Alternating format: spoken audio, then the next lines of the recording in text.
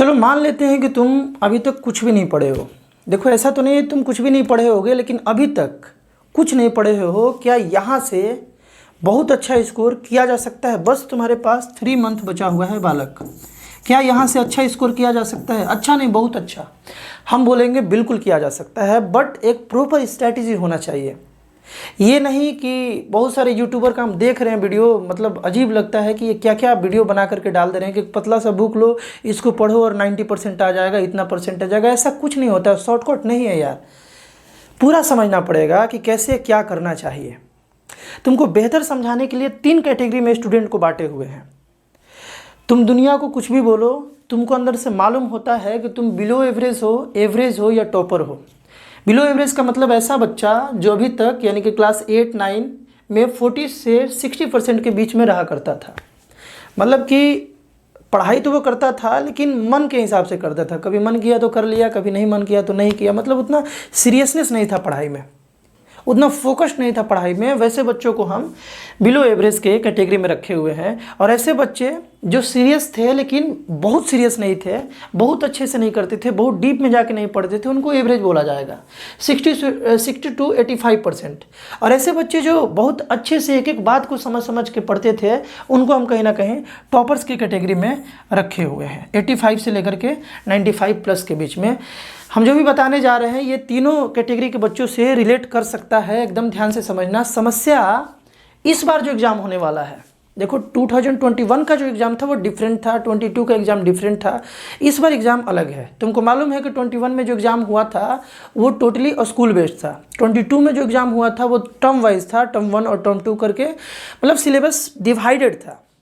और दोनों एग्ज़ाम का जो रिज़ल्ट है उसको मिक्स करके रिज़ल्ट बनाया गया था, तो थोड़ा इजी हो गया था बच्चों के लिए।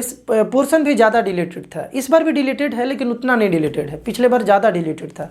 इस बार सोशल का जो तुम्हारा है सिलेबस क्लास 10th के लिए अगर बात करें तो थोड़ा सा ज़्यादा है पहले के कंपेयर में। थोड़ा क्या बहुत ज़्यादा है पहले के कंपेयर में जो पिछले बार एग्ज़ाम हुआ था।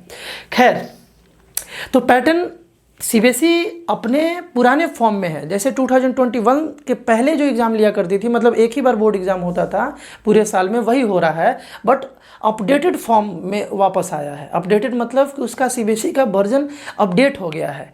क्वेश्चंस का पैटर्न पहले जैसा नहीं रहा। जो 2019, 18 और 20 में आता था वो पैटर्न अब नहीं रहा बालक। अब जो क्वेश्चंस आ रहा है वो कॉम्पिटेंसी बेस्ड है। कॉम्पिटेंसी बेस्ड करने का मतलब क्या है, ध्यान से इस वीडियो को समझना। अब जो है ना, इन बच्चों के लिए कोई चेंजिंग नहीं है। ये जो पहले लाया करते थे, एक सेकंड बालक, जो बालक पहले लाया करते थे 40 से 60% बोर्ड में, उनके लिए कोई चेंजिंग नहीं है। अभी भी वो ला सकते हैं इजीली। मतलब अभी भी इन बच्चों का बोर्ड ख्याल रखा हुआ है। बोर्ड ख्याल रखने का मतलब ये है कि बोर्ड पहले भी 40%, 50% लाने के लिए बहुत सारा इजी क्वेश्चंस देता था और आज भी दे रहा है। सीबीएसई का जो सैम्पल पेपर रिलीज़ हुआ है उसको बारीकी से देख करके, समझ करके तब ये वीडियो हम बना रहे हैं। अभी भी 40 से 60% लाने के लिए बहुत ज़्यादा स्ट्रगल करने की ज़रूरत नहीं है।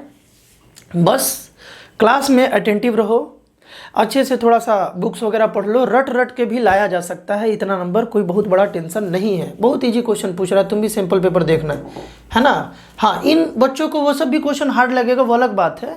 लेकिन मतलब इस कैटेगरी का बच्चा अगर क्वेश्चंस देखेगा तो उसको रियलाइज होगा कि कुछ क्वेश्चंस बहुत ईजी है सैम्पल पेपर में। समस्या इन बच्चों के लिए है और इनके लिए। हो सकता है कि ये बातों को अगर अच्छे से ना समझे और ध्यान से ना पढ़ाई करे तो इस कैटेगरी में जा सकते हैं। ये बच्चे हो सकता है कि इस कैटेगरी में जा सकते हैं। इनको थोड़ा सा अटेंटिव रहना है। हम जो बात बोल रहे हैं इसको ध्यान से समझना है। देखो, बात पूरा ये है कि पहले 90% रट करके लाया जा सकता था। मतलब 2021 से पहला वाला जो एग्ज़ाम था वहाँ पर कुछ बच्चे जो थे वो रणछोड़ दास थे, 3 इडियट वाले, और वो रट के भी 90% ला देते थे। भले उनको जा करके 11th-12th में प्रॉब्लम होता था पढ़ने में, लेकिन वो 10th में अच्छा स्कोर कर देते थे। बट अब ऐसा नहीं होगा। हम मान रहे हैं कि सीबीएसई इस बार भी बहुत सारा क्वेश्चंस इजी सैम्पल पेपर में डाला हुआ है, लेकिन अगर तुमको इस कैटेगरी में या इस कैटेगरी में रहना है तो तुमको चीज़ों को बहुत ही बारीकी से समझना होगा। बहुत ही बारीकी से समझना होगा, एकदम आराम आराम से एनसीईआरटी को फॉलो करना होगा, एनसीईआरटी के एक लाइन को अच्छे से समझना होगा। कॉम्पिटेंसी बेस्ड क्वेश्चंस का मतलब ये होता है बालक कि जो भी तुम पढ़े हो उसे रटे हो या समझे हो। क्वेश्चन का पैटर्न कुछ ऐसा होगा कि जो तुम पढ़ रहे हो मैथ्स में भी, जैसे थ्योरम्स पढ़ रहे हो या जो भी पढ़ रहे हो, तो उसको तुमको रियल लाइफ में यूज करना आता है कि नहीं आता है। केस बेस्ड स्टडीज क्वेश्चंस हुआ, असर्टिव रीजन क्वेश्चंस हुआ, है ना। लेकिन कुछ बच्चे ऐसे होते हैं जिनको समझ समझ के पढ़ने का पहले से ही आदत होता है, उनके लिए जो है ना क्वेश्चंस बहुत आसान आ रहा है। तुम एक बार, हम रिक्वेस्ट करेंगे कि अगर तुम अभी तक सैम्पल पेपर नहीं देखे हो तो एक बार जा करके बढ़िया से देखो, उसमें अपना कम से कम 30 मिनट अपना उसमें लगाओ यार, ईच सब्जेक्ट पर बारीकी से देखो कि केस बेस्ड स्टडी किस चैप्टर से किस लेवल का आया हुआ है, असर्टिव रीजन कैसा आया हुआ है, उसको थोड़ा सा बारीकी से समझने का कोशिश करो और उसके बाद फिर एक प्रॉपर स्ट्रेटजी के साथ लग जाओ। यार 3 मंथ बहुत होता है, 3 मंथ बहुत ज़्यादा होता है। अगर दिन रात एक कर दो तो यार कुछ भी किया जा सकता है। 3 मंथ में हम बोल रहे हैं ना कि 0 से लेकर के, अगर 0 भी तैयारी है ना, तुम 95 प्लस भी कर सकते हो। बट यार कभी भी किसी शॉर्टकट के चक्कर में नहीं पढ़ना, एक एक चैप्टर को अच्छे से बारीकी से समझते हुए क्वेश्चंस को ज़्यादा से ज़्यादा प्रैक्टिस करना और कॉम्पिटेंसी बेस्ड क्वेश्चंस को ज़्यादा से ज़्यादा प्रैक्टिस करना। सैम्पल पेपर इसके लिए ले सकते हो, गाइड बुक ले सकते हो, है ना। लेकिन थ्योरी पार्ट 1 बार 2 बार अच्छे से पढ़ना बहुत ज़रूरी है। इस चैनल पर तुम्हारे लिए बहुत सारा मैथ्स का कंटेंट अपलोड है, साइंस का क्वेश्चंस प्रैक्टिस भी बहुत सारा अपलोड है, जाकर के तुम विजिट कर सकते हो। प्लेलिस्ट को एक बार देखोगे। मिलते हैं बालक हम लोग नेक्स्ट वीडियो में। बाय।